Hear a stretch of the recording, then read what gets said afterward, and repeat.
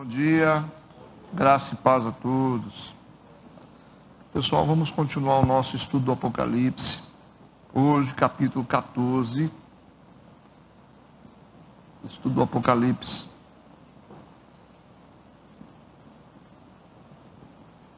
Capítulo 14. Talvez algumas pessoas vão pensar assim, seria uma boa estudar Apocalipse, né, nessa época. Nós estamos bem atualizados, né, espiritualmente. Vamos orar. Deus, obrigado por essa manhã na tua casa, na tua presença. Venha continuar a nos conduzir com teu Santo Espírito. Que a tua vontade se cumpra em nós. Que a nossa mente seja aberta para toda a verdade. Nós consagramos tudo a ti. Em nome de Jesus, amém e amém. Vamos ao capítulo 14, continuando o nosso estudo. Vamos ler alguns versículos. Eu tenho um título aqui na minha Bíblia, que é O Cordeiro e os seus remidos no Monte Sião. Versículo 1. E olhei, e eis que estava o Cordeiro sobre o Monte Sião, e com ele 144.000 que em suas testas tinham escrito o nome do seu Pai. Ouvi uma voz do céu como a voz de muitas águas e como a voz de um grande trovão. E ouvi uma voz de harpistas que tocavam com as suas harpas. E cantavam um como cântico novo diante do trono e diante dos 4 animais e dos anciãos. E ninguém podia aprender aquele cântico senão os 144.000 que foram comprados da terra. Esses são os que não estão contaminados com mulheres porque são virgens. Estes são os que seguem o Cordeiro para onde quer que vá. Estes são os que dentre os homens foram comprados como primícias para Deus e para o Cordeiro. E na sua boca não se achou engano, porque são irrepreensíveis diante do trono de Deus. E vi outro anjo voar pelo meio do céu e tinha o evangelho eterno para o proclamar aos que habitam sobre a terra, e a toda nação e tribo e língua e povo, dizendo com grande voz: temei a Deus e dai-lhe glória, porque é vinda a hora do seu juízo, e adorai aquele que fez o céu e a terra e o mar e as fontes das águas. Tá bom. Vamos começar. Semana passada nós estudamos sobre as 2 bestas que serão usadas por Satanás contra o povo de Deus na grande tribulação. Só atualizando, tá? Uma besta que surge do mar e uma besta que surge da terra.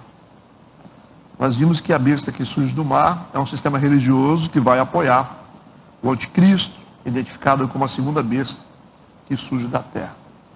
O sistema religioso, que é a besta que surge do mar, é identificado na Bíblia como falso profeta, que vai servir de base ou plataforma de apoio para o anticristo. Nós vimos isso semana passada, né? Então vamos para o versículo 1. Ainda nós estamos na grande tribulação. E olhei, e eis que estava o Cordeiro sobre o Monte Sião, e com ele 144.000 que em suas testas tinham escrito o nome de seu Pai. À medida que a gente vai avançando no Apocalipse, entendendo o sentido das palavras, fica mais fácil ler os versículos, né? Eu não preciso aqui dizer para vocês o que significa, por exemplo, águas, né? Não preciso. Ou seja, muitas águas, você já sabe o que é. E o texto está dizendo o seguinte: olhei e eis que estava o Cordeiro. Então não é um Cordeiro. Então esse Cordeiro aqui, ele é único, e vocês sabem exatamente quem é, né? Quem é o Cordeiro é Jesus, né? Eis que estava o Cordeiro sobre o Monte Sião. Sobre o Monte Sião. Então a gente vê que uma vinda de Jesus Cristo. A gente já teve 2 vindas, né? A primeira foi, ele veio como um bebê no ventre de Maria, primeira vinda. A segunda vinda será no arrebatamento. E agora a gente tem uma terceira vinda, que não é como no arrebatamento, porque no arrebatamento ele vai ficar nas nuvens, ele não pisa na terra. Só que nessa vinda aqui, o Cordeiro está sobre o Monte Sião, está sobre um lugar geográfico. Então trata de uma terceira vinda, não é a vinda do arrebatamento, certo? Nós estamos falando aqui da grande tribulação e o que vai acontecer no final da grande tribulação. Essa manifestação de Cristo em favor das pessoas que estarão na terra. Lembrando que a igreja foi arrebatada no início. A segunda vinda, toda vez que vocês vão ver lá na Bíblia, vinda do Senhor, né? Você vai ver isso muito nas cartas de Paulo, a primeira e segunda Tessalonicenses, quando fala vinda, que vinda? Fala da segunda vinda, que é o arrebatamento. A gente separa o significado entendendo o sentido original. Aí você vai ter que ir lá, hoje é tão fácil, vai lá na internet, abre uma Bíblia lá em grego, está lá escrito em grego, Bíblia online, você copia o versículo, joga no tradutor, vai te dar a tradução original do que está escrito. E muitas vezes é totalmente diferente dessas traduções aqui. Então não dá para você estudar a Bíblia simplesmente lendo o que vocês estão na mão aí. Você tem que saber o sentido original, porque existe muita falha de interpretação. Eles não têm muita preocupação com as palavras. Infelizmente, nós começamos uma tradução na igreja há muito tempo, o pessoal está acostumado, mas é uma tradução muito difícil. Acho que está usando a revista e corrigida aí. Uma tradução complexa, usa palavras desnecessárias, que seria muito mais fácil usar outras palavras. Então, o povo já acostumou, a maioria do pessoal já tem, então não tem jeito. Mas não dá para estudar a Bíblia sem ter várias Bíblias. É bom você ter lá uma Bíblia de Jerusalém, na sua casa, se não tiver, pega online, uma Bíblia King James, é importante, uma Bíblia judaica. É muito interessante você ter essas Bíblias, se você quer estudar a Bíblia, senão você ouve o pastor falando e aceita. A maneira que vocês têm para aprender, quem tem preguiça de ler Bíblia, tem que ter uma fidelidade na observação daquilo que o pastor fala. Porque o cara não gosta de estudar, eu prefiro lá ser ensinado pelo pastor, né? Porque tem preguiça de ler. Mas aí você corre o risco de cair na mão de um lobo, né? Esse é um problema. Bom, quando você estuda a Bíblia, que você fala, ó, o que ele está falando ali é real. Então eu dou essa oportunidade para que vocês estudem. Tem várias Bíblias na internet, o Google é a coisa mais fácil de acesso que existe. E tem que ir para o original, senão você não vai entender. Ele está dizendo, e o que está sendo dito não é exatamente o que vocês estão lendo, na maioria das vezes. Por isso que dá essa confusão doutrinária aí. Então a gente está vendo aqui, eu olhei, esse estava o Cordeiro sobre o Monte Sião. É a terceira vinda. Porque a segunda vinda é separada por uma palavra chamada parousia. Quando você puxa no original, você vai ver que está escrito lá no lugar de vinda, parousia, que é grego, significa a segunda vinda para o arrebatamento. Você só sabe qual vinda que é se você pegar o original. Eu olhei que estava o Cordeiro sobre o Monte Sião, e com ele 144 mil. Esses 144 mil aqui é um grupo familiar para vocês, que são 144 mil judeus que serão selados e salvos na grande tribulação. E diz que em suas testas tinham escrito o nome de seu pai. Então, dentro de várias experiências da visão que João teve, das visões que João teve, essa aqui é mais uma, né, do Apocalipse. Ele disse que vi, quando ele olhou, ele viu. Israel é um país com várias regiões formadas por montanhas. Tem vários montes em Israel, né? Então, aqui está falando do Monte Sião. É um dos montes que tem lá, né? A região é montanhosa e por isso que é muito comum você vai ouvir falar de montes, monte tal, Monte Ararat, monte não sei o quê, monte não sei o quê, Monte Sião, Monte Sinai e tal. Alguns, às vezes duas palavras falam do mesmo, tá? Mas isso aí vocês pesquisam depois. O Monte Sião se tornou o lugar escolhido como a sede do reinado de Cristo durante o milênio. Depois do arrebatamento, o Monte Sião será o lugar onde estará a sede do reinado de Cristo durante o milênio. Que Cristo vai vir reinar, com certeza, né? Ele tentou vir na época de João Batista, que o João Batista tinha falado, esse aí é o Cordeiro, né, que tira o pecado do mundo. A ideia de Jesus ali era vir para reinar com o povo dele. Ali seria a consumação da história de Israel através da vinda de Jesus como o Messias. Mas o povo judeu não aceitou, né? Ele veio para os que eram seus, mas os seus não receberam. Ficou claro isso. João falou sobre isso no Evangelho de João. Ele veio para os que eram seus, mas os seus não receberam. Já que não receberam, a gente teve ali um stop no relógio profético, certo? E aí abre-se uma porta, o relógio profético para Israel, porque eles recusaram o Messias, e abre-se uma nova porta chamada graça para a igreja, para os gentios. Aí nasce a igreja. Mas todos aqueles que o receberam o poder para serem feitos ou chamados filhos de Deus. É aí que a igreja nasceu. Onde não só o judeu teria o privilégio, eles teriam a posse da terra, o reinado do Messias, só que agora nós temos o céu.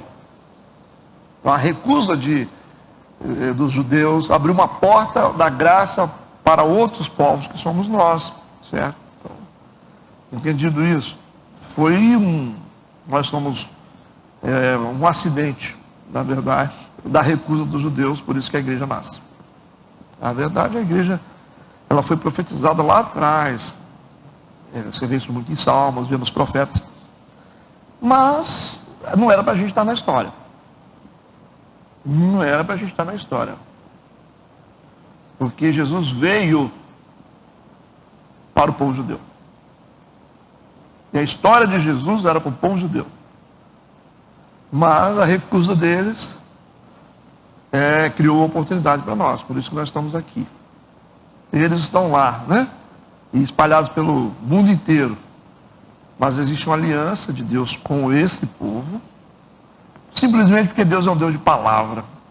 Só por isso, porque Deus não pode negar a si mesmo, e Deus não vai contra aquilo que ele diz. Por isso ele tem uma aliança com esse povo por causa de Abraão. Certo? Só por isso. Toda vez que Deus olha para Israel e para a sua recusa em relação a Jesus, ele olha para Abraão e lembra de Abraão. Ele fala, eu não posso deixar de ajudar esse povo por causa de Abraão. Eu prometi a Abraão que eu ia cuidar da descendência dele. Só por isso. Entende? Só por isso. Mas eles não têm o céu. Só terão se aceitar Jesus como Salvador. E esses 144 mil aqui são os que vão aceitar durante a grande tribulação. Por isso que o texto diz que o Cordeiro estava sobre o Monte Sião e com ele 144 mil judeus, que em suas testas tinha escrito o nome de seu pai.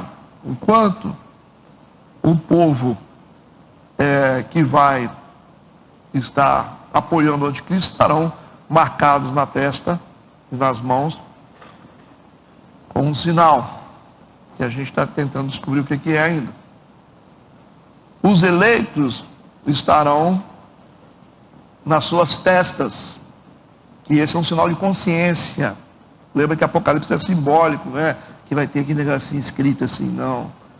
Então aqui representa a consciência, é fé.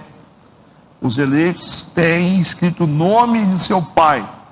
Hoje nós, como igreja, nós temos escrito aqui o nome do nosso pai. É isso? Deu para entender? Vamos seguir. Por isso que eu digo que o Monte Sião, e a Bíblia está dizendo, se tornou o lugar escolhido como sede do reinado de Cristo durante o milênio. Quando ele vier para reinar, junto com a igreja, ele vai colocar os pés nesse monte. Vamos lá, Isaías, capítulo 2, versículo 3, diz assim: e irão muitos povos e dirão, vinde, subamos ao monte do Senhor, a casa de Deus de Jacó, para que nos ensine os seus caminhos e andemos nas suas veredas, porque de Sião sairá a lei e de Jerusalém a palavra do Senhor. Isaías 2, versículo 3. Está claro isso? Vamos para Obadias, um profeta que quase ninguém conhece, né? Obadias capítulo 1, versículo 17. Versículo 17, né? A gente só fala do versículo 17. Diz assim, Obadias 1, 17. Mas no Monte Sião haverá livramento, e ele será santo, e os da casa de Jacó possuirão as suas herdades. 2 versículos, está claro para vocês? Por que Sião foi escolhido como sede do reinado de Cristo durante o milênio? Milênio é outra história que a gente vai aprender depois na grande tribulação. Então esses 144 mil são judeus convertidos na grande tribulação. Em suas testas tinha escrito o nome de seu pai, enquanto os ímpios estão marcados pelo sinal da besta. Os escolhidos de Deus possuem a marca de Deus. Ok? Versículo 2. E ouvi uma voz do céu, como voz de muitas águas. Aí vocês já perceberam, né? Muitas águas é como se fosse muita gente falando ao mesmo tempo. Como se fosse a voz de um grande coral. Né? E ouvi uma voz do céu como a voz de muitas águas e como a voz de um grande trovão. Essa voz é uma voz poderosa. Uma voz bem alta e poderosa e como voz de muita gente falando ao mesmo tempo. E diz que junto com essa voz ouvi uma voz de harpistas que tocavam com as suas harpas. Dá a impressão que tem um culto aqui. Nesse momento da grande tribulação, nós temos aqui no céu o momento festivo. Por quê? Porque esse versículo está anunciando e mostrando, através desse momento festivo, de uma voz do céu, como muitas águas, com voz de trovão, voz de harpistas que tocavam com as suas harpas, significa que esse é o prenúncio de algo bom que vai acontecer. Isso já está anunciando a manifestação de Jesus, a intervenção de Cristo na grande tribulação, certo? Então essas muitas águas, vocês sabem o significado, são povos, nações e línguas, e essa voz, como muitas pessoas falam ao mesmo tempo. Voz de harpistas é um som celestial, vindo do céu, como um som de celebração. Alguém, nesse momento de tribulação, existe um lugar onde os habitantes desse lugar, então, eles têm uma notícia, uma revelação que o mundo não tem, certo? Então, o que acontece? A igreja está lá, junto com Deus, e os anjos, lógico, né? Nós estamos arrebatados, e provavelmente Deus vai dizer assim, ó, pode festejar que daqui a pouco eu vou acabar com a festa do diabo. Enquanto o mundo está vivendo uma grande tribulação, o céu começa a ficar em festa, porque tem uma informação antecipada do que vai acontecer. Você imagina? Aí todo mundo começou já a festejar, tá bom? Versículo 3. E cantavam como cântico novo diante do trono. Essa é uma expressão bacana, né? Esse é um sinal de renovação, né? De algo novo, de algo de Deus, um cântico novo, né? Essa linguagem tem que ser ouvida pelos levitas, né? Essa inovação é a prova da presença do Espírito Santo. Você tem que estar sempre renovado com as coisas de Deus, sempre atualizado com as coisas de Deus, saber o que o Espírito Santo está falando nesse tempo. Então, profetas de Deus são aqueles que sabem o que Deus está fazendo. É isso. O problema é quando a gente, às vezes como pastor, Deus está fazendo uma coisa, né? Isso acontece muito com os pastores. Deus está fazendo uma coisa, aí os pastores estão lá em outro canto, fazendo outra coisa. Peraí, pastor, o momento é esse. Então nós precisamos de pastores para hoje, não para ontem. Nós precisamos de ministros para hoje, não para ontem. O cara está lá no ano 62. Não, porque na minha época, né, sempre foi assim. Pô, mas não, nós não estamos em 62. 62. Eu sou de 69. Mas aí o cara fala assim, não, mas há 30 anos atrás, a gente tinha igreja. Se eu tivesse a igreja de 30 anos atrás, não. Qual a linguagem que a gente está falando lá 30 anos atrás? Quais os desafios que tinha 30 anos atrás? Não é igual hoje, né? Então, a linguagem que era usada e as estratégias passadas não ia servir para hoje. A igreja está vazia ou não? Quem é que aguenta gente com mentalidade antiga? Ninguém aguenta, não fica ninguém dentro de igreja. Entenderam isso? Por isso que a renovação é tão importante. Não tem como você andar com Deus sem ser renovado. Não tem como você andar com Deus sem ser atualizado. Parece que você está bebendo água fresca toda hora. Você fala, puxa, eu não sabia desse negócio aí, cara. Toda hora, você tem 30 anos de casa, você fala, eu não sabia desse negócio. Esse é o barato do evangelho. Sempre dá a impressão que você não sabe nada. Como Nicodemos, né? Que ele chega com a bagagem, né, teológica diante de Jesus e ele fala, necessário você nascer de novo. Você não sabe nada. É mais ou menos assim, a gente não sabe nada. Não, mas vou fazer um curso aí, o que adianta? Você tem que ser homem de Deus. Teologia não vai te fazer homem de Deus. Tem que ser homem de Deus. Os homens de Deus, a Bíblia não tinha teologia. Como é que Pedro conseguiu converter 3.000 pessoas com uma pregação? Não deu tempo nem de ir na faculdade. Então a teologia, ela serve para melhorar o que a gente já faz. Só para aperfeiçoar um pouquinho o que a gente já faz. Mas não faz o homem de Deus, não faz a mulher de Deus. Precisamos de gente que está ouvindo o Espírito Santo. É o tempo que o Espírito Santo está trabalhando. O que Deus está fazendo nessa época? Está falando de quê? O que Deus quer? O que Deus quer falar? Ah, não, porque a gente está aí. Percebe? Então não tem como andar com Deus sem ser renovado. Não dá para ser tradicional. Você pode ser assim, conservador, alguns valores, né? Alguns valores que são fundamentais, princípios básicos de família, essas coisas todas, né? Os nossos costumes que são fundamentais. Agora, não dá, bicho. É uma doideira. Você fala, rapaz, hoje é outra. A onda é outra. Né? O profeta Isaías fala que Deus faz bramar as ondas. Então, quer dizer, você tem que andar na onda de Deus, meu amigo, igual surfista. Vem a onda dele, você sobe em cima. Ele fala assim, hoje vocês vão ficar doidos aqui, hein? Aí você fala, não dá para ficar doido, mas vai dar, vocês vão chorar todo mundo hoje. Mas não choro. Eu falo, não chora, vocês vão ver se ele não chora. Os discípulos não ficaram todos com cara de embriagado dentro do cenáculo? Era uma coisa tão estranha, tão anormal, que todo mundo achou que eles estavam bêbados.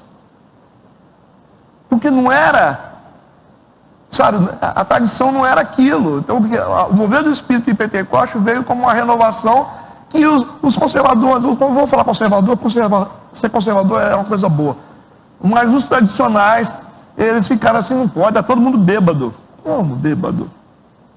Né? Os profetas não param em pé. Eu fico em pé. Não fica, irmão. Não fica. Se tiver que sapatear, você vai sapatear. Mas eu não faço. Não faz o quê? O que você não faz? Jesus, ele sempre está quebrando essas tradições. Ele pega o cara cego e fala assim, faz o seguinte. Aí ele cospe no barro, pega o barro e cuspe. Saliva era repugnante para os judeus. Você cuspia. Dentro da tradição, cuspe, saliva, repugnante. O que Jesus faz? Ele faz o que é mais repugnante na época, cospe no barro, coloca no olho do cara. Aí o cara fala assim, não, mas isso aí não pode, né? Porque não pode, Deus não pode estar nesse negócio. Então fica cego, irmão. Fica cego. O que é melhor? Você vê através de coisas que você não está acostumado ou você ficar cego? Quando Jesus vai quebrando também as tradições e ele começa a lavar os pés dos discípulos, os discípulos pensaram assim, nós vamos dominar geral, né? Vamos pegar um cetro de ouro, vamos dominar geral. E Jesus pega, coloca uma toalha aqui e começa a lavar os pés dos discípulos. Toda a sujeira da jornada fica nele. Que loucura, isso é coisa de escravo, isso é coisa de servo, rapaz. Nós estamos aqui para mandar nesse sistema. O João não disse lá, vamos tocar fogo no samaritano, nós temos poder? Aí você vê lá, Jesus pega, coloca aquele avental igual um servo, começa a lavar os pés. Imagina o pé de um discípulo no deserto.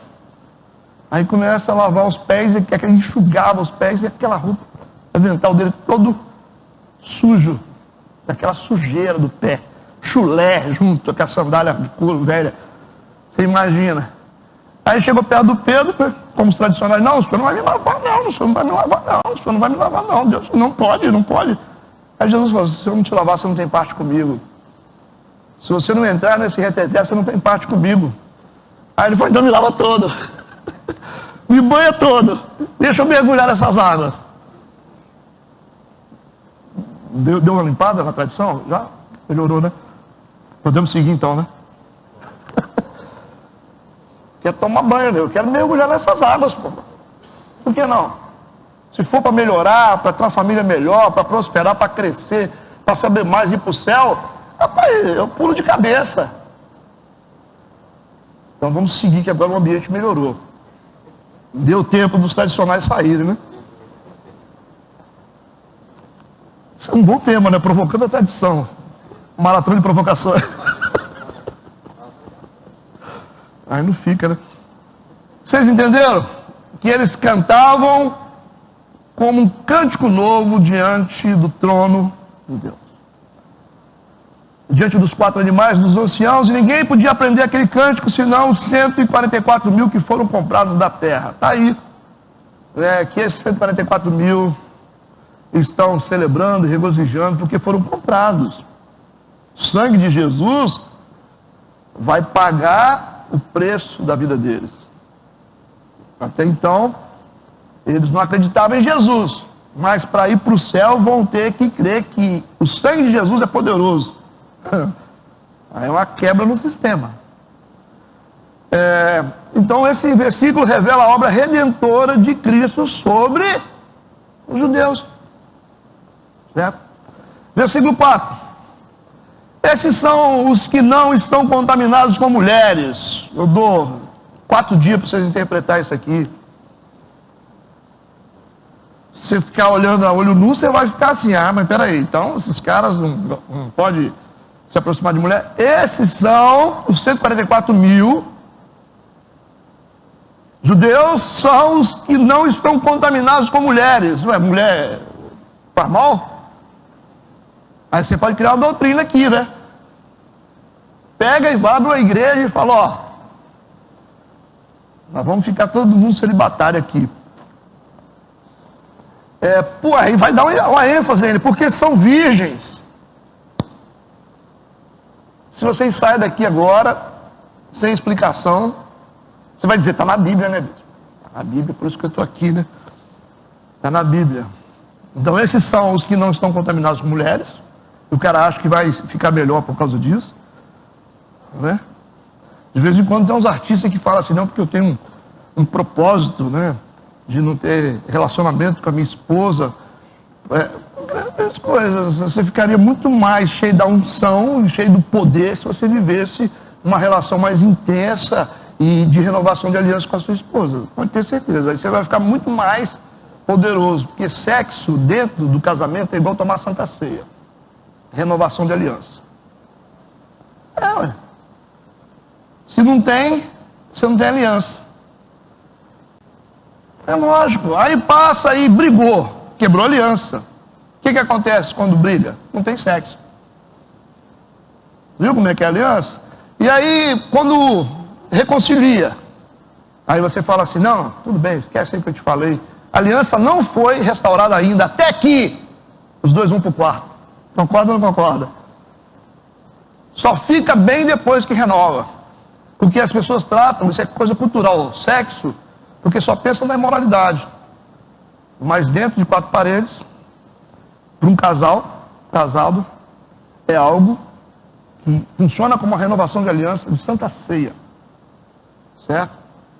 Resumindo, o cristão, ele tem muito mais autoridade, ele está muito mais próximo de Deus quando ele tem uma vida sexual com o seu cônjuge estável, bem consolidado.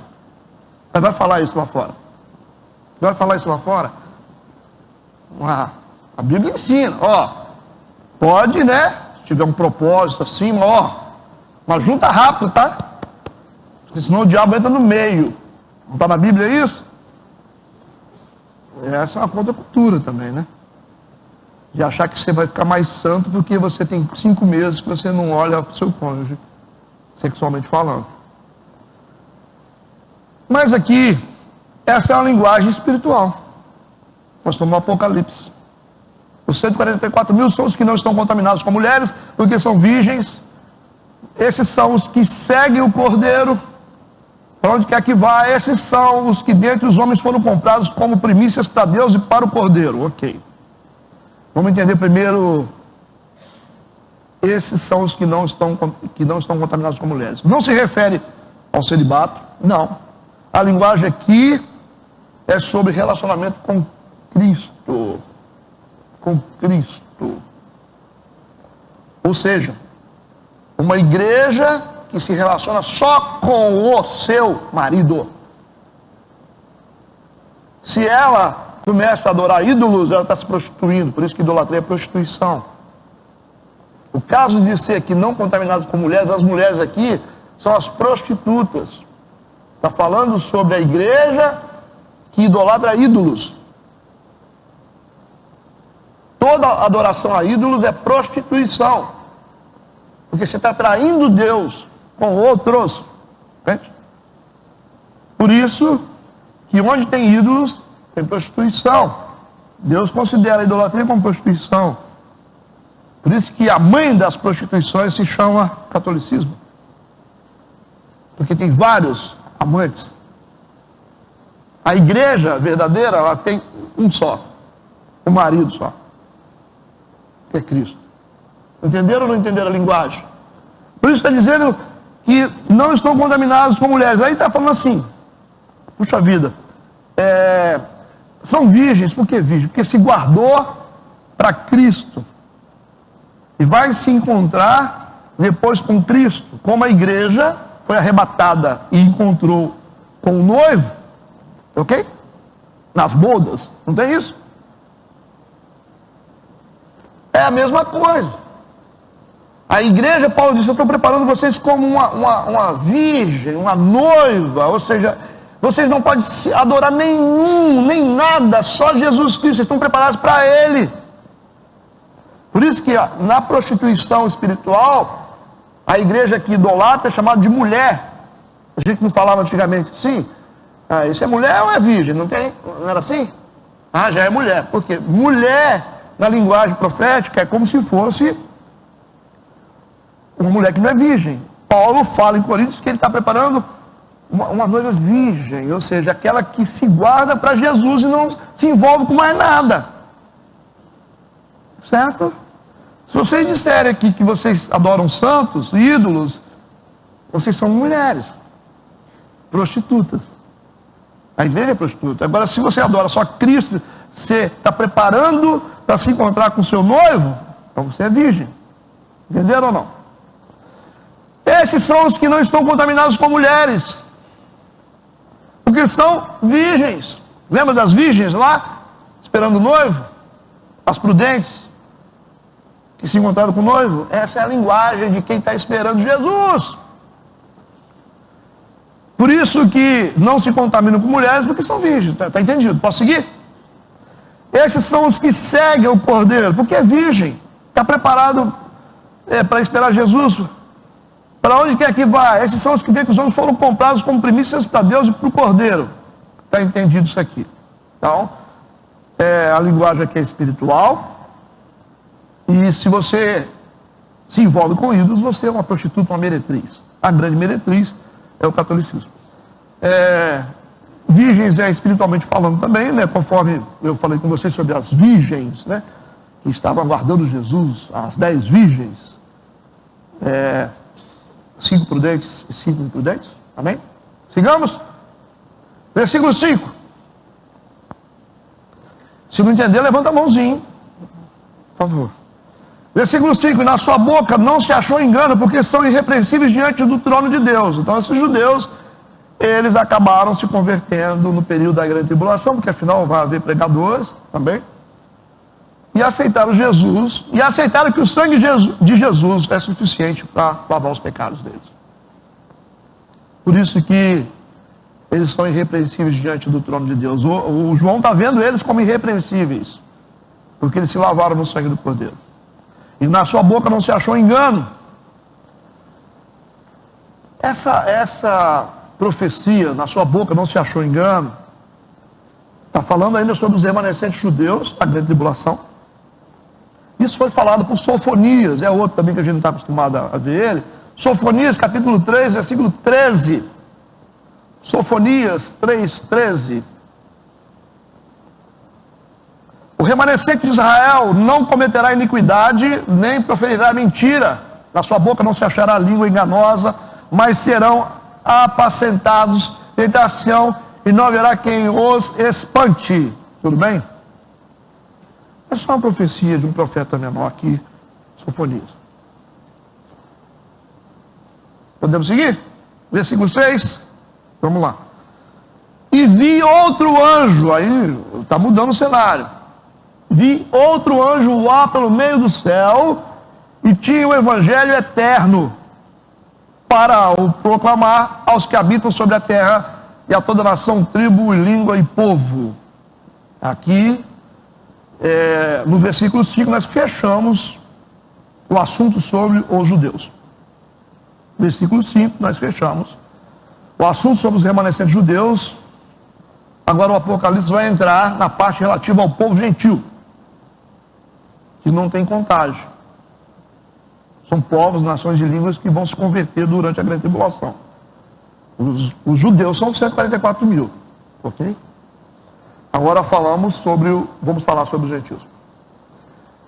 Vi outro anjo voar pelo céu e tinha um evangelho eterno para o proclamar. Evangelho eterno significa que o evangelho é eterno, único e imutável, vai ser sempre o mesmo. Desde a época dos discípulos pregando, hoje, vai ser amanhã, não vai mudar nada, é o mesmo evangelho. Por isso que ele é eterno, não dá para acrescentar e nem tirar nada. As mesmas palavras que estão contidas nas Escrituras foram usadas no passado, estão sendo usadas agora e vão ser usadas amanhã quando a gente não estiver aqui. Certo? Mesma coisa. Não vai mudar nada durante a grande tribulação, é o mesmo. O mesmo conteúdo para a redenção do povo vai ser usado, vai ser aplicado da mesma forma. O pastor não vai pegar mais pesado esse negócio assim, mais assim, vai acrescentar. Não vai acrescentar nada, é a mesma coisa. Eles vão ter que comer disso aí também, os que estarão na grande tribulação. Entendido? Por isso que é chamado de evangelho eterno. E aí está dizendo uma coisa aqui que vai trazer um pouco de dúvida para vocês, que diz que esse anjo tinha o evangelho eterno, em algumas traduções, na mão. Está com o evangelho na mão. E está dizendo que é para o proclamar. Vão pregar aos que habitam sobre a terra. Nós estamos vendo aqui anjos que vão pregar o evangelho. É isso, está escrito. Que muitos têm aprendido que os anjos gostariam de pregar, mas não terão esse privilégio. Já ouviram falar? Eu já ouvi falar. Já ouviram falar nisso? Que esse é um desejo dos anjos, mas que foi dado para os homens. Vocês nunca ouviram falar isso? Opa! Os anjos sempre tiveram a ambição de querer pregar o evangelho, isso foi confiado a nós. As pessoas citam isso aí de vez em quando, né? Mas citam sem examinar as escrituras.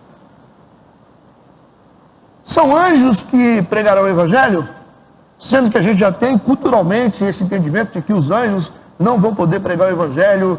E é baseado em que, pastor, que as pessoas falam isso? Baseado em 1 Pedro capítulo 1, versículo 12. 1 Pedro capítulo 1, versículo 12. A partir desse versículo, as pessoas pregam, as pessoas falam que os anjos desejam pregar o evangelho, mas não poderão, porque Deus deu esse privilégio só para os homens. 80% de vocês já ouviram isso. Vamos ver se isso é verdade? Deixa eu ler da tradução nossa aqui. Está escrito o seguinte: aos quais foi revelado que não para si mesmos, mas para nós, está falando dos profetas, eles ministravam essas coisas que agora vos foram anunciadas por aqueles que pelo Espírito Santo enviado do céu vos pregaram o evangelho, falando dos profetas e falando dos homens de Deus que pregaram durante o período de Jesus, depois da morte de Jesus. Está falando dos que pregaram, os pregadores.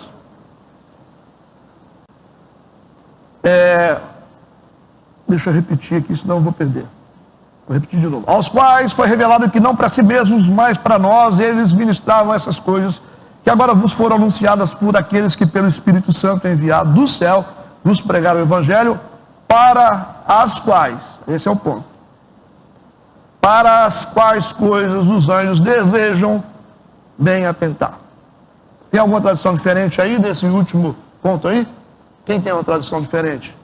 Fala o que aí? Desejam se agachar para olhar o outro? Ninguém tem outra tradução? O que está escrito no final? Anseiam acompanhar minuciosamente, olha lá a tradução. Está falando sobre pregar? Não está falando sobre pregar. Não está falando que os anjos anseiam por pregar o Evangelho.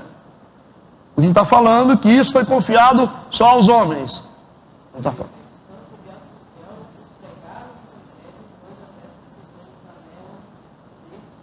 Escrutar. Anelar é desejo profundo. Escrutar é entender. Então esse texto não serve para a gente ficar falando aí, dizendo, não, porque os anjos são loucos para pregar o Evangelho. E aí, Deus não confiou isso a eles. Interpretação errada, não é isso que está escrito aqui. Coisas essas que anjos anelam, desejam. Escrutar, conhecer. O que eles querem conhecer? O Evangelho? Não. Eles querem entender mais profundamente a obra de redenção feita a partir de uma palavra pregada. Eles não sabem o que é isso. Porque eles não são passivos de redenção, só homens.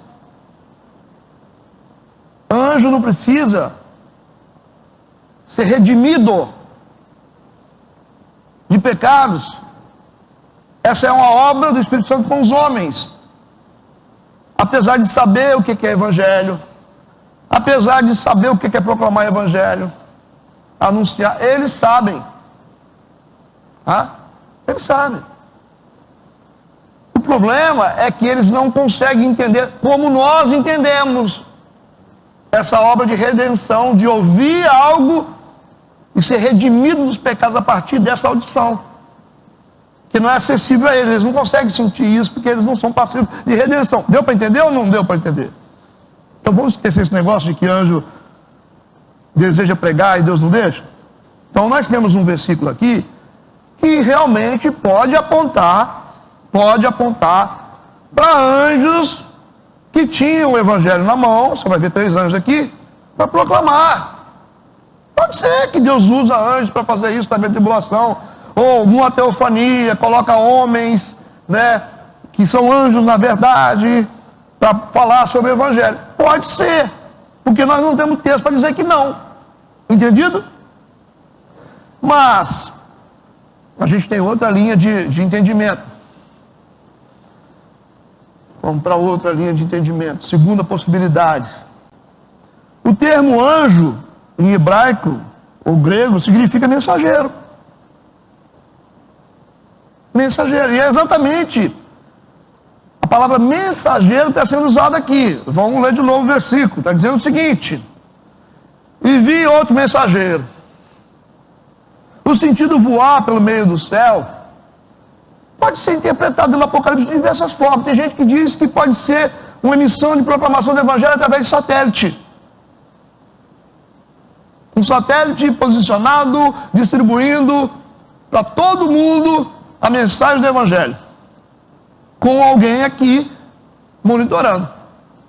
Por que não? Certo?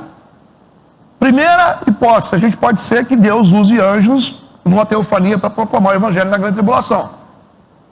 Porque eles só serão salvos a partir da pregação. Deus não faz coisa alguma sem anunciar primeiro.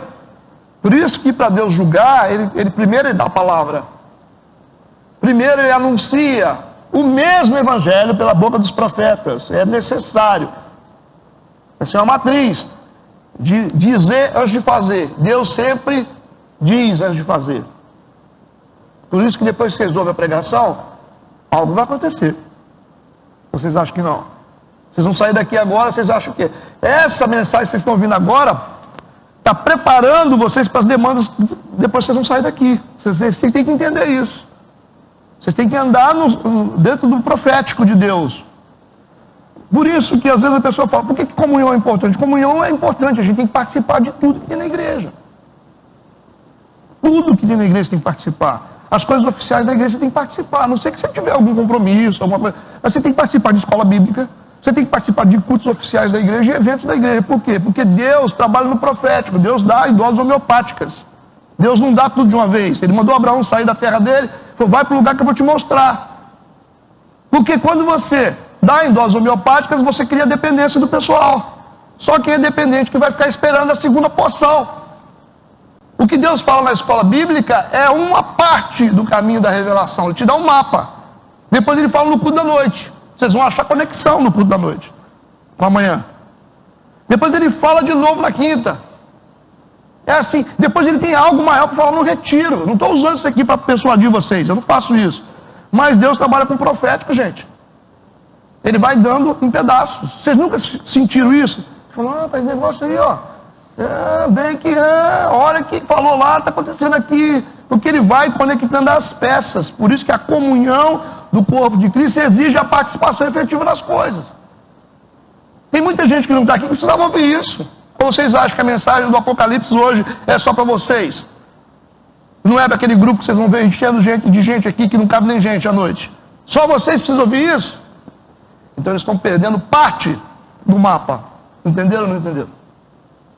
E a mensagem que Deus tem para quinta-feira é outra revelação. Que está conectada com a anterior. É por isso que as pessoas não avançam. Não avançam. Comunhão é participação. Comunhão é envolvimento. Você está no corpo. Se você está no corpo, não tem como esse corpo ir para um lugar sem você ir junto. Como é que você vai? Você é mão. O outro é mão direita, o outro é mão esquerda, o outro é pé. O pé tem como ir para um lugar sem levar a mão? Ah, não tem não, né? Não tem. Ah, pastor, mas eu... Ah, pois é. Pois é, né? Todo mundo está abrindo mão de alguma coisa. Eu trabalho. Quem não trabalha? Quem não trabalha? Eu estou cansado. Quem não está cansado? Todo mundo está cansado. Ou é só você que cansa? Ah, porque domingo, né? Domingo é um dia que eu queria estar com a minha família. Todo mundo queria estar com a família. Quem não queria estar agora? Lá do Pesque Pague. Com a família. Ué? Nós estamos abrindo mão de alguma coisa. Todo mundo está abrindo mão de alguma coisa. Ah, não precisava estar repetindo essas coisas, né? As pessoas têm que ser mais inteligentes para sacar isso. Ah, você fica um mês sem vir na igreja. Deus falou comigo. Ah, mas você não pegou nada. Você não pegou nada. Aí passa 2 meses e você volta de novo. Pegou o quê? Como é que você vai entrar no contexto do que Deus está fazendo? Se Deus está fazendo as coisas, Deus está fazendo as coisas. O tempo todo. É uma revelação aqui, outra revelação aqui. Em todos os momentos de Abraão, Deus ia, falava com ele, ó, pega o menino agora, oferece sacrifício. O menino está lá no caminho e fala, pai, cadê o cordeiro? Quem é o cordeiro? A lenha é daqui, né? Ele falou, Deus proverá. Nem ele sabia. Não sabia, nenhum menino que ia ser sacrificado sabia que ia ser sacrificado. Falou, Deus proverá. E proveu. É assim que funciona, a gente não sabe o que vai acontecer. O que a Bíblia nos ensina? Lâmpada para os meus pés é a tua palavra. O que é lâmpada para os pés? O que é isso? Por que lâmpada para os pés? Porque na antiguidade eles colocavam a lamparina nos pés para andar no escuro. E eles iam andando, davam um passo, iluminavam uma área. Você não consegue iluminar o ambiente todo. Você está dentro de um lugar desse escuro, você está com a lamparina aqui, você acha que vai iluminar lá onde estão os meninos lá atrás? Não vai, gente. Uma lamparina aqui do pé e outra do outro pé.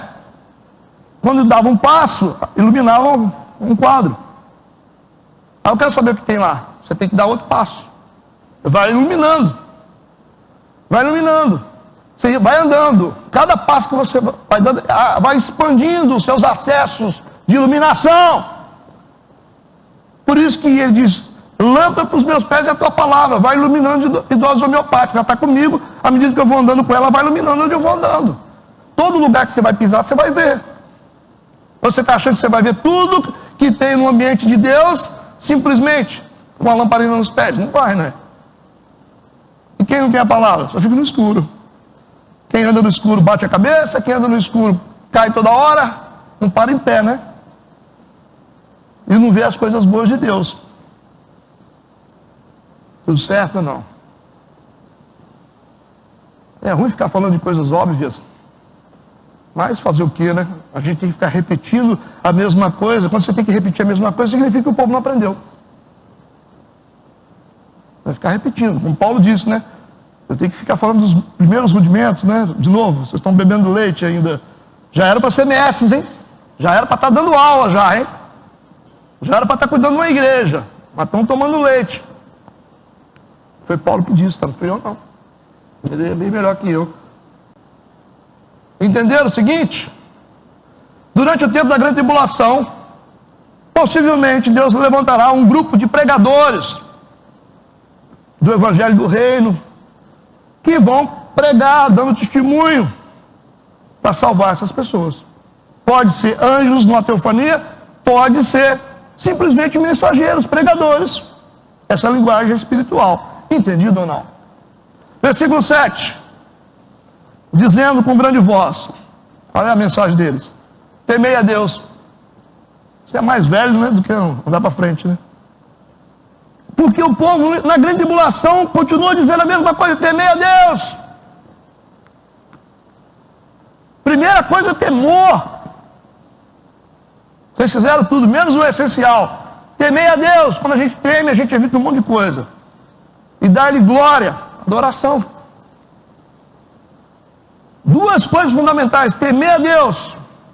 Se a gente fizer, tudo que a gente fizer for com base nesse temor, vai ficar tudo melhor, não vai ou não? E dar-lhe glória. Por quê? É vinda a hora do seu juízo. É por isso. É isso que eles vão falar na grande tribulação. É vinda a hora. Jesus vai se manifestar, viu? Vai se manifestar. Vocês se cuidam, viu? É isso que eles vão dizer. É a mesma coisa que a gente está dizendo agora. Adorai aquele que fez o céu e a terra e o mar e as fontes das águas. Simples assim. Coisa simples, mesma mensagem, não mudou nada.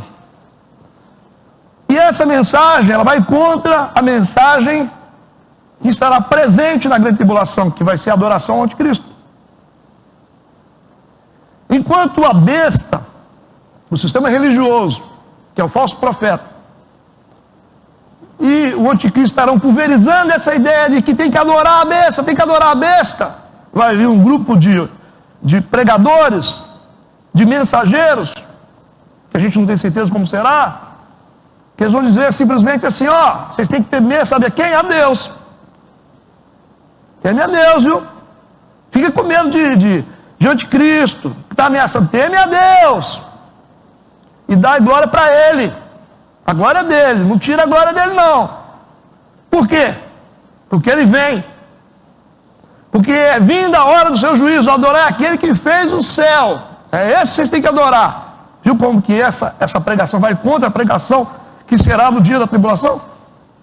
A ele, vocês têm que adorar quem fez a terra, o mar e as fontes das águas. Esse juízo que ele está falando ainda não é o juízo final. O juízo final lá na frente. Mas o juízo que virá contra o anticristo, certo? Logo após a tribulação. Tudo bem? Sigamos, versículo 8. Aí vem outro anjo.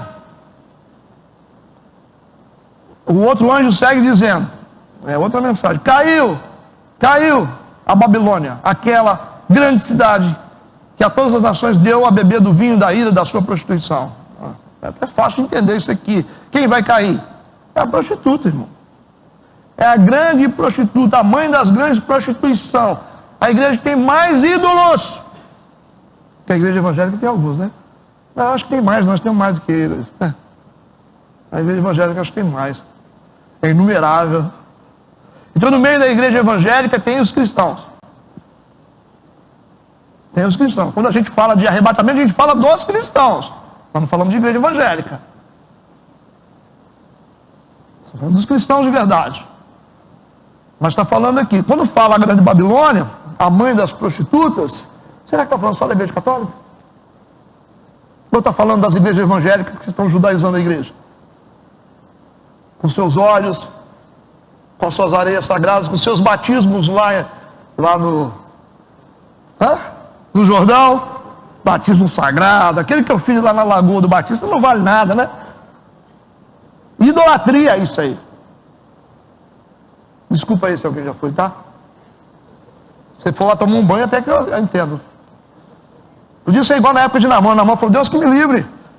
Não, lá mergulha 7 vezes, falou, Deus que me livre, ele falou. Na minha linguagem estou falando, é isso que ele falou. Um rio sujo desse, rapaz. O esgoto da cidade descia todo do Jordão. Naamã falou, não tem rio melhor? Eu vou te indicar 2 rios melhores. O profeta falou, você vai mergulhar nele. De tanta sujeira que tinha na época. Agora foi tratado o sistema lá, né? De esgoto do Jordão. Mas, cara, as pessoas falam, não, porque eu batizei no Jordão. Três coisas. Eu batizei no Rio Doce. Rio Doce. Lá para o lado, descendo para o lado da escola agrícola. Quer dizer que o meu batismo é pior do que o batismo no Jordão? Você percebeu o nível de idolatria? Eles acreditam que o poder está lá, o poder está em Cristo. Não é verdade? Se você pegar o sistema G12 hoje, é muito mais idólatra do que a igreja católica. Porque os ídolos da igreja católica você consegue numerar. O João, Paulo, Pedro, Maria, você sabe. E da igreja evangélica? Da igreja evangélica. Pastor é ídolo ou não? Vocês acham que não tem isso, né? Pastor é ídolo, ministério de louvor é ídolo, óleo é ídolo, manto é ídolo, tudo é ídolo. Arca da aliança é ídolo da igreja. Isso é idolatria. Se você crê em outra fonte de poder além de Cristo, você é idólatra. Idólatra. Toda a existência humana está contida em Cristo, cara, não tem outro. Ele é o único. Agora, se você acredita em templo, mas é minha igreja aqui, isso aqui é sagrado. Que sagrado, rapaz? Sagrado é nós. Sagrado é nós. Nós somos sagrados. Nós somos o corpo de Cristo. Como eu digo, a gente sai daqui, isso aqui vira uma boate. Como a gente entra numa boate, vira uma igreja. Onde a gente está, a gente consagra. Para de loucura. Isso é idolatria. Acreditar em templo, acreditar em coisas, acreditar em pessoas, acreditar não sei o quê, rituais, não, quando eu tomar Santa Ceia eu vou ficar melhor. Não vai ficar melhor nada. Você vai ficar melhor porque você toma Santa Ceia? Santa Ceia é para os que estão em comunhão. É igual o cara que casa e coloca aliança. Santa Ceia é para quem está em comunhão. Eu quero a comunhão. Santa Ceia. Agora, Santa Ceia não faz comunhão. Porque o cara fica aí 5 meses sem vir, e ele fala, vou tomar Santa Ceia. Ele fala, agora eu vou entrar em comunhão. Não entra em comunhão, gente. A Santa Ceia é resultado da comunhão. Ela não te coloca na comunhão. Entendeu ou não entendeu? É só um símbolo de comunhão. De quem já está em comunhão. Isso aqui faz um casamento? A Santa Ceia não faz uma comunhão. Como uma aliança não faz um casamento. É um símbolo só de quem está em comunhão. Está em comunhão? Vou tomar Santa Ceia. Está em comunhão? Vou tomar Santa Ceia. Agora o cara vem para cá, não, vou tomar Santa Ceia que eu vou ficar bem. Vai ficar mal. Ficar muito mal. Você faz um exame depois daqui a um tempo. Faz um exame depois de você tomar Santa Ceia indevidamente. Se você não faz parte do corpo.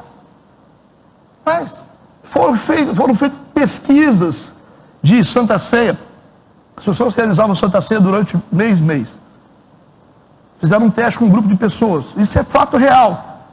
Se eu achar a reportagem, eu mando para vocês. E eles foram diminuindo os dias de Santa Ceia. Fazia de 15 em 15 dias. Depois começaram a fazer toda semana. A igreja fazia toda semana. Depois começou a fazer Santa Ceia todo dia. E depois começaram a fazer em casa com a família. O pai fazia com a família. Foram testar a imunidade do pessoal. A imunidade do pessoal subia. À medida que tomava Santa Ceia. A Bíblia fala isso. Ela traz vida para quem está em comunhão. É o símbolo da comunhão. Então ela tem um poder. Você está entendendo o que eu estou falando? poder, porque faz parte da nossa comunhão. Não é que ela é poderosa, mas à medida que você começa a tomar a Santa Ceia, você fala assim, eu tenho que estar em comunhão para tomar a Santa Ceia. Eu preciso estar bem com o meu irmão. Aí você vai ajustando o seu emocional, você vai ajustando a sua vida moral, você vai ajustando tudo. Isso leva você a ter uma qualidade de vida melhor. É a lógica, não é porque é poderoso. Entende o que eu estou falando?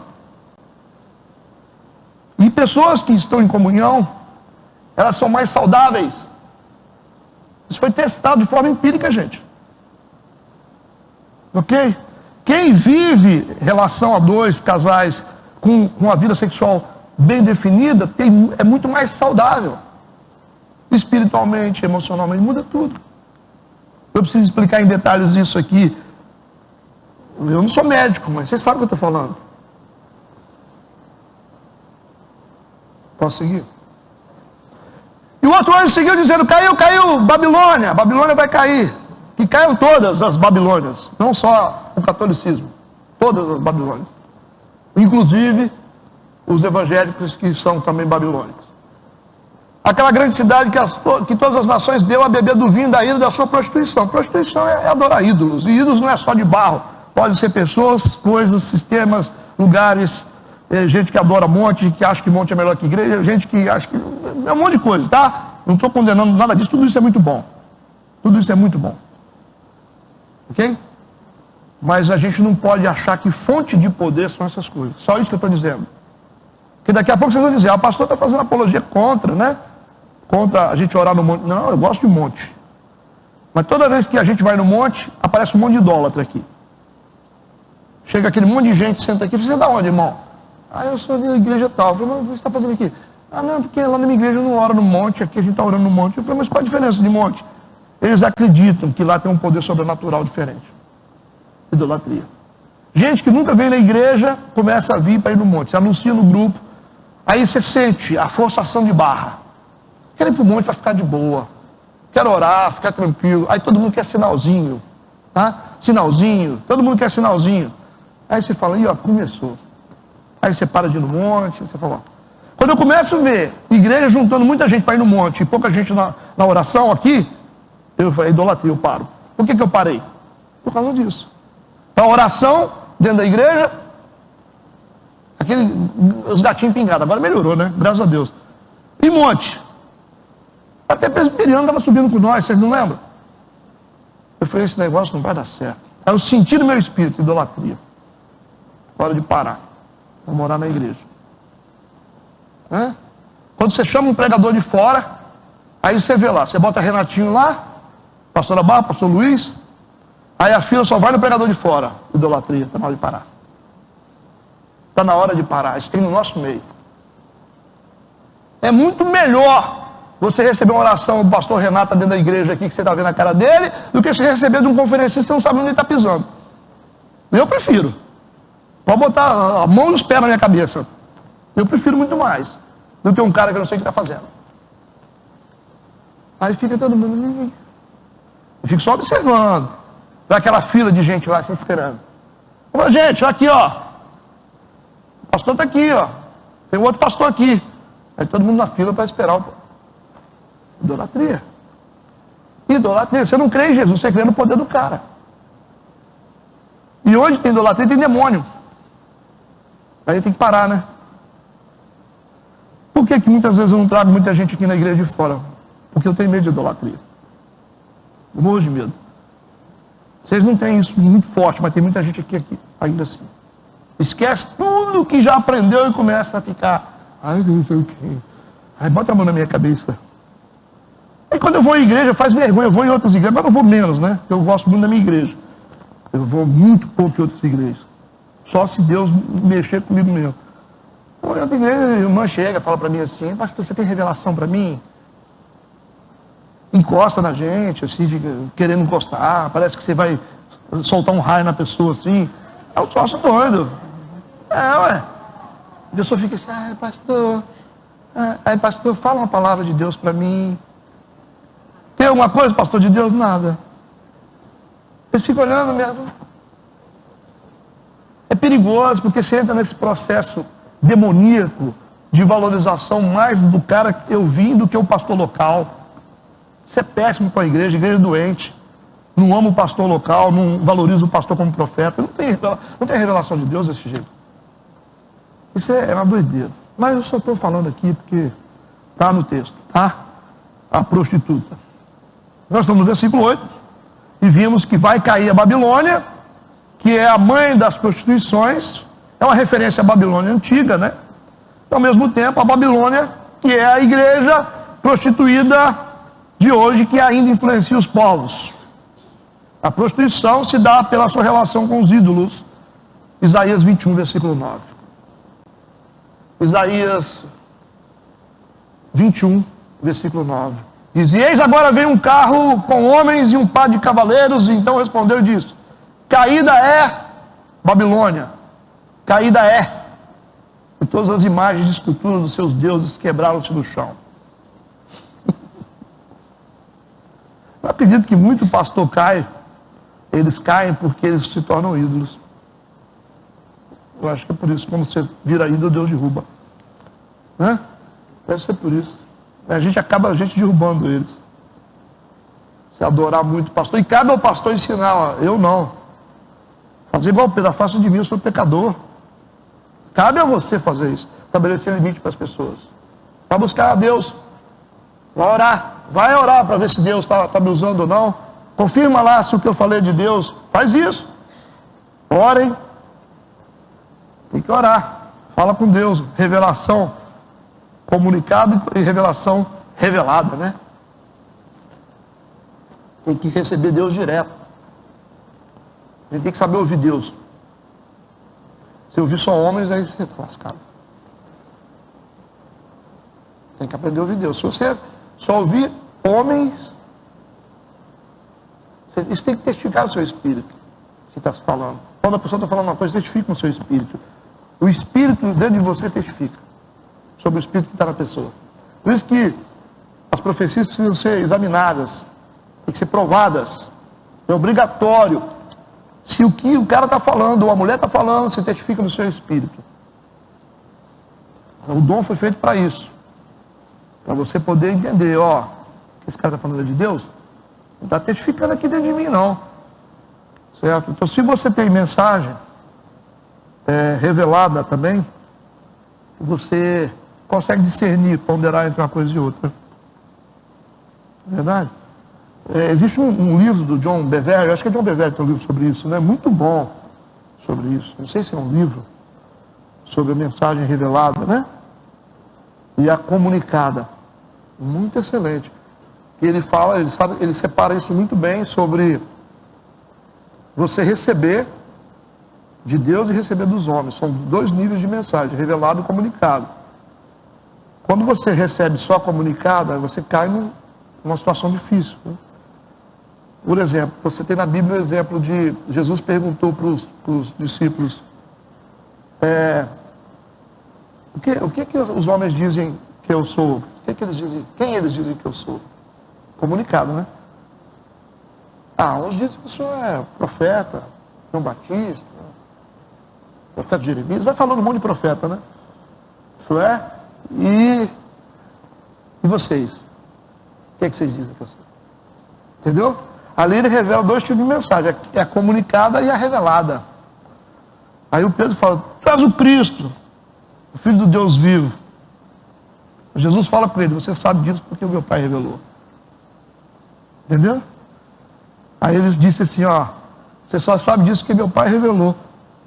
E lá na frente, quando os discípulos começam a dispersar, aí é fatal esse negócio, porque Jesus falou: vocês todos vão me deixar? Aí o Pedro era o único que tinha mensagem revelada. Ele disse: para onde iremos? Se só tu tens a palavra de vida eterna. Então a mensagem revelada do Pedro salvou os discípulos. É o cara mais complicado, mas é o cara que ouvia. Deus falou: só tu tens a palavra de vida eterna. Enquanto a galera queria dispensar, ele falou: a gente vai ficar porque o Senhor é de Deus. Mas foi Deus que falou com ele. Então o problema é esse: a gente só ouve os outros, a gente não ouve a Deus. A gente fica tão acostumado a não buscar, não orar, não jejuar, que a gente só ouve as pessoas.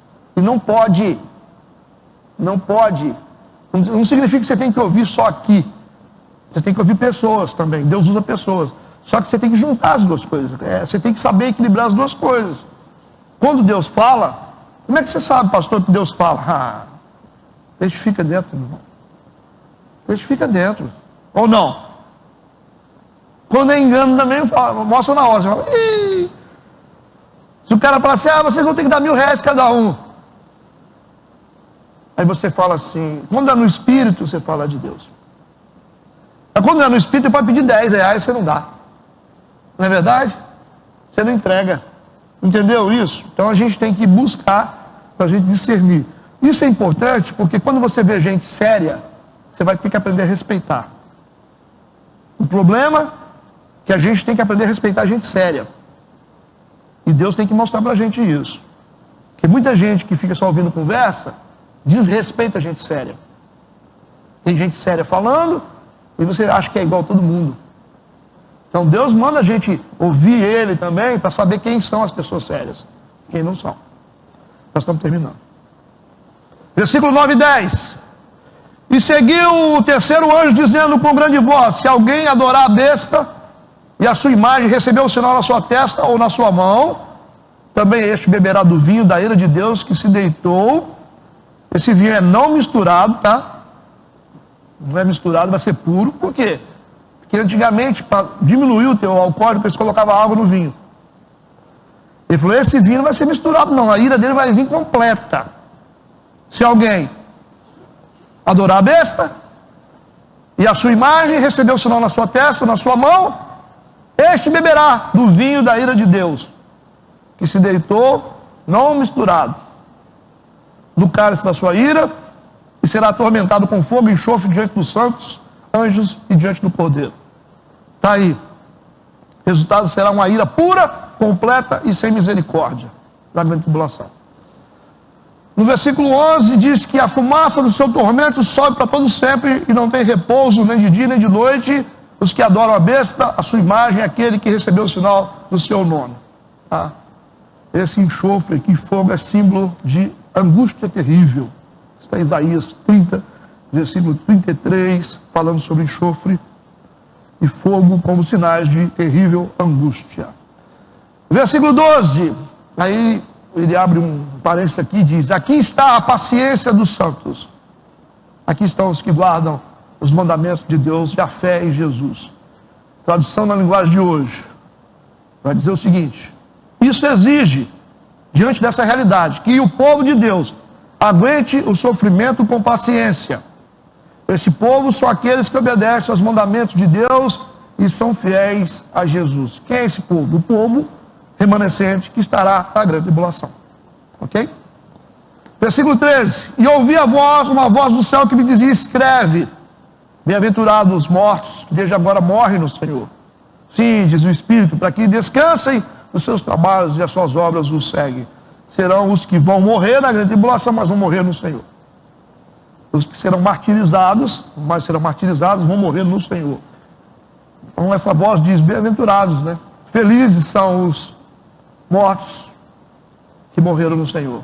Então haverá muitas mortes na grande tribulação, de gente boa, gente justa, gente de Deus, mas vão morrer convertidos. Versículo 14. E olhei e eis uma nuvem branca, e assentado sobre a nuvem um semelhante ao Filho do Homem, que tinha sobre a sua cabeça uma coroa de ouro, na sua mão uma foice aguda. Aí que está, né? Ele está sentado sobre uma nuvem. Essa foice aguda, que é afiada, significa que a ceifa será rápida e completa. Então, ceifa é um sinal de morte, tá? De juízo. É diferente de algumas passagens ali que você vê no Novo Testamento sobre a colheita de salvação. Essa ceifa aqui é morte mesmo. Vai ser ceifado, né? Por isso que a foice é aguda. Até a mulher da foice, né? Quem sabe? A foice será aguda, representa o julgamento no fim da presente era. A foice é um objeto mencionado por mais de 12 vezes nas Escrituras. O livro do Apocalipse apresenta Cristo em sua magnitude, Porque aparece no Apocalipse primeiro o Filho do Homem e Deus assentados num trono. No capítulo 19, versículo 11, aparece assentado sobre um cavalo branco, vocês lembram disso? Que indica o seu poder avançando. Mas aqui nesse texto, o Cordeiro está assentado sobre uma nuvem, que indica o seu poder de executar o juízo. O juízo. Tá? Vamos para o versículo 15. E o outro anjo saiu do templo clamando com grande voz ao que estava assentado sobre a nuvem: lança tua foice e cega. A hora de cegar-te é vinda, porque já a seara da terra está madura. Ok? A seara da terra, isso diz respeito a Israel e não as nações gentílicas. Aqui ele vai fazer uma separação. É isso que a gente tem que prestar atenção. Essa ceifa vai produzir uma separação entre o povo de Deus e o povo que será condenado na grande tribulação. Entende isso que eu estou falando? Esses que serão condenados, a gente vai ver o desfecho que vai acontecer aqui. O texto mostra que Deus vai usar também os seus anjos como ceifeiros, como está em Mateus capítulo 3, versículo 39. Haverá então a separação entre o trigo e o joio na grande tribulação.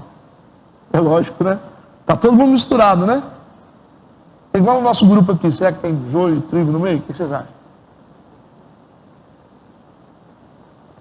Com certeza deve ter, né? Não era para ter, mas tem, né? Joio e trigo misturado. E aí isso vai ser separado por Deus. Versículo 16: aquele que estava sentado sobre a nuvem meteu a sua foice à terra, e a terra foi cegada.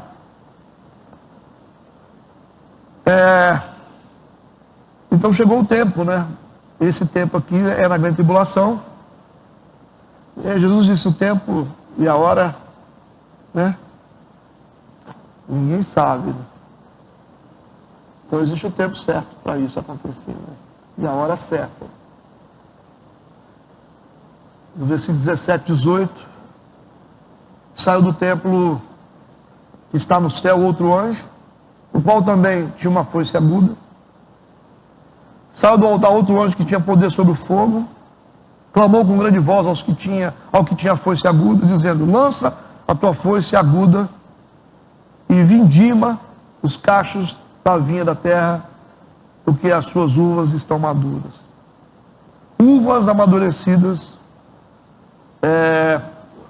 segundo Apocalipse capítulo 9, versículo 16, segundo esse texto, essas uvas amadurecidas são compostas por um exército de 200 milhões de cavaleiros. Vocês lembram que nós estudamos sobre isso? Lá atrás.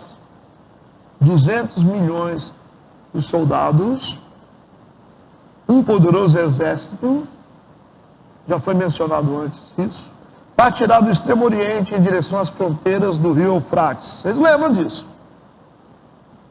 Contra Israel. Aí já está apontando para a batalha do Armagedon, que é uma coisa que a gente vai ver lá na frente, só estou adiantando. Então essa ceifa, onde ele vai separar o joio do trigo, o trigo, lógico, vai ser aproveitado, né? Mas o joio está comparado a essas uvas amadurecidas aqui, compostas. Lembra que uva tem um sentido, suco de uva, sangue, lembra disso? Essas uvas amadurecidas têm uma relação direta com o exército de 200 milhões de cavaleiros que vão se reunir no Vale do Armagedon para pelejar contra Israel. Estou voltando ao que a gente já falou. É um poderoso exército. A gente já falou sobre Gog e Magog, mas vai falar melhor lá na frente, sobre Rússia. Esse exército, eles vão atravessar o Eufrates, porque o Eufrates vai ficar vazio. Vocês estudaram isso. Versículo 19: e o anjo lançou a sua foice à terra e vindimou as uvas da vinha da terra e atirou-as no grande lagar da ira de Deus. Vocês entenderam por que essas uvas representam um grande exército que vai marchar contra Israel, que será vindimado, ou seja, vão experimentar a ira de Deus. que é a batalha do Armagedon. A intervenção de Jesus Cristo se dará na grande batalha do Armagedon contra o anticristo. Essa batalha já está sendo formada. O Vale do Megido, eu mostrei uma foto para vocês, o Vale do Armagedon, é uma planície que está lá, não tem nada construído até hoje, só esperando o cumprimento dessa profecia, onde haverá uma grande batalha. E ali, a gente vai ver a intervenção de Cristo contra esse exército que é representado por essas uvas maduras, que serão vindimados, e no grande lagar da ira de Deus vão ser amassados, como isso fala de sangue, né? O versículo 20 conclui dizendo o seguinte: o lagar foi pisado fora da cidade. É lógico, né? O Megido não está dentro de Jerusalém, porque Jerusalém é sagrada, a terra sagrada. O próprio Cristo não foi morto dentro de Jerusalém, foi fora, porque a terra é sagrada. Vocês não pode haver crucificação dentro de Jerusalém, foi fora dos muros. Da mesma forma, a batalha do Armagedon será fora dos muros da cidade. Dentro de Israel tem uma cidade sagrada chamada Jerusalém, vocês sabem disso. Essa história de que você vai fazer o caminho lá e vai lá ver o Gólgota, não é na mesma região, é fora, porque a crucificação era feita fora, simplesmente por causa da cultura sagrada deles. O lagar foi pisado fora da cidade e saiu sangue do lagar até os freios dos cavalos pelo espaço de 1.600 estádios. Isso vai dar quase 300 quilômetros de extensão de sangue na batalha do Armagedon. E diz que o sangue vai chegar no freio dos cavalos. Só que não vai ter cavalo. Não vai ter cavalo nessa época agora. Cavalo, vocês lembram muito bem o que significa para eles. São os tanques de guerra. Então vai haver uma grande guerra. Esse sangue pode ser uma coisa simbólica, só a representação da morte. Uma grande matança que vai haver ali por causa da intervenção de Deus. Ou seja, todos que estão se levantando contra Israel serão vindimados, pisados como uvas. Isso que está dizendo. Na grande batalha do Armagedon, onde o anticristo será destruído por Jesus. Vocês terem assistido lá a Record, aquele negócio do anticristo, nem sei se aquilo seguiu a Bíblia, né? Vocês assistiram aquilo? A Record, acho que não, né? Eles mudam muito, né, as coisas, as traduções, mas é isso. O que a gente está vendo aqui é simplesmente isso, que o final da grande tribulação é marcado por essa intervenção que se dará no Vale do Armagedon, o Vale do Megido. A grande batalha sangrenta, só que você vê, 200 milhões de soldados. Onde vai vir esse monte de soldados? Vai ter que juntar outras nações para estar no mesmo lugar. O Megido é uma área fronteiriça, né? Está falando sobre o Eufrates que dá acesso para dentro de Israel. Para chegar em Israel vão ter que atravessar o rio Eufrates, mas já está profetizado que ele vai esvaziar. E eles vão atravessar os exércitos contra Israel, e aí vai acontecer como sempre aconteceu. Toda vez que se levanta contra Israel, exclama a Deus, Deus vem dar conta, né? Como fez com os heveus, com os girgazeus, os midianitas, Deus dá cabo de todo mundo. O que a gente acha que é muito forte, como a gente via no passado, aquela matança de exército, né? Imagina hoje. Mas esse é um cenário que a gente vai assistir de camarote, né? Infelizmente, muita gente não vai subir, mas quem subir, estiver com Cristo, vai estar em outra posição. Amém? Alguma pergunta? Que tenha alguma pergunta relevante? Tem muita coisa que está lá na frente para a gente ver, igual Megido, Gog e Magog, Rússia, né? Essa intervenção, Rússia está envolvida nessa escatologia aqui, a gente sabe disso. Nessas guerras aí contra Israel, Israel tem como parceiro os Estados Unidos, a grande potência, né? Mas contra os Estados Unidos tem a Rússia, e a Rússia é apoiada por alguns países comunistas. Aí o comunismo aparece com o seu total vigor tentando massacrar o povo de Deus, nós já estamos sendo amassados já, né? O povo de Deus já está sendo amassado. Da mesma forma como os cristãos estão sendo amassados, Israel agora está sendo comprimido também. Só que assim, dentro de um contexto diferente de guerra, nós temos uma guerra cultural, né? Nós estamos tendo uma guerra cultural, que eu acho que é muito pior. Nós estamos sendo comprimidos por uma guerra cultural. Eles estão entrando dentro dos nossos setores e estão dominando tudo. Estão entrando nas casas, nas famílias, nas universidades, nos banheiros, estão fazendo tudo para acabar com o Evangelho. E Israel está enfrentando uma guerra mais uma guerra literal. Não quer dizer que a nossa não é grande. Então, da mesma forma, o povo de Deus está sendo atacado aqui, eles estão sendo atacados lá, mas a gente vai ter uma intervenção que vai servir para ambas as partes. E, assim, é o prenúncio de grande tribulação.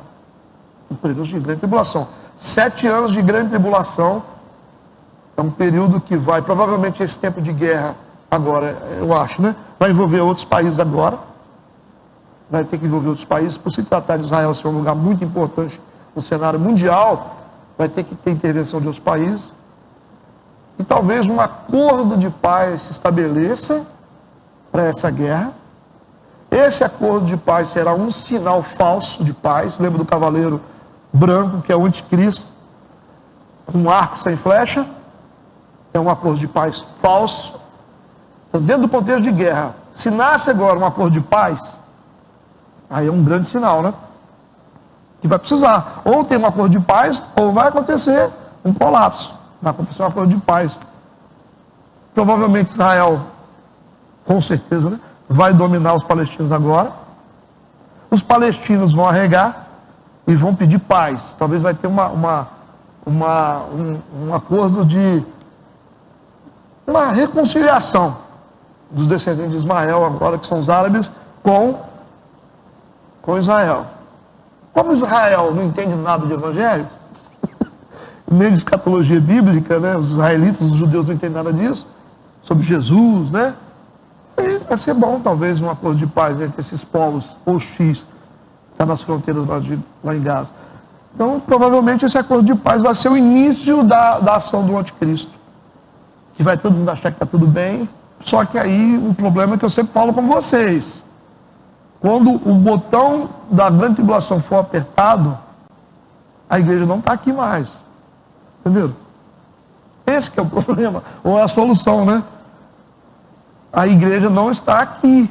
Se a gente tem um cenário sendo formado para a grande tribulação, como é que está o nosso relógio? Esse é o problema, vai ser um rápido, vai ser uma coisa assim, um abrir e piscar de olhos. Se está sendo construído um cenário para a grande tribulação começar, vai ter 3 anos e meio de paz, gente, para a grande tribulação. E 3 anos e meio de perseguição. Então o que tem que vir depois dessa guerra agora? Acordo de paz. Que pode ser marcado por 3 anos e meio. Mas onde é que está a igreja? Antes do botão da grande tribulação ser apertado, a igreja é arrebatada. Aí vocês vão ver meu carro escrito assim, fui. Ninguém viu mais. Eu em casa, fui. Fui. Você foi para onde? Fui. Estou tentando fazer minha parte aqui, né? Vamos fazer a nossa parte bem feita. Vocês entenderam? Esse é o grande problema. Porque a gente sobe antes. Mas a gente vai ter, assim, um movimento muito grande de busca de igreja esses dias agora. Eu vou virar crente.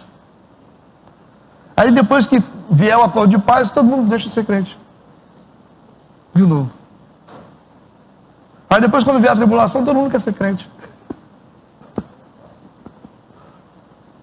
Entenderam? É porque as coisas estão formando. Não é que a gente está aqui forçando nada, mas Deus não precisa fazer nada, está acontecendo. Tem como alguém se levantar contra Israel sem Deus colocar a mão? Tem como, né? Nunca na história. Eu acho que isso não vai ficar assim, não. Eu acho que Deus não vai deixar esse negócio assim, não. Quando ele olhar para Abraão de novo, ele fala assim, não, isso não vai ficar assim. Deus, obrigado por essa manhã, pelas nossas vidas. Que o Senhor seja conosco durante todo o tempo, nos dê um dia de paz, um dia de bênção, que hoje possamos renovar nossa aliança com o Senhor, a Santa Ceia, seja para a honra e glória do Teu nome. Nós abençoamos a igreja e abençoamos o culto dessa noite em nome de Jesus, amém e amém. Vamos embora, meu povo.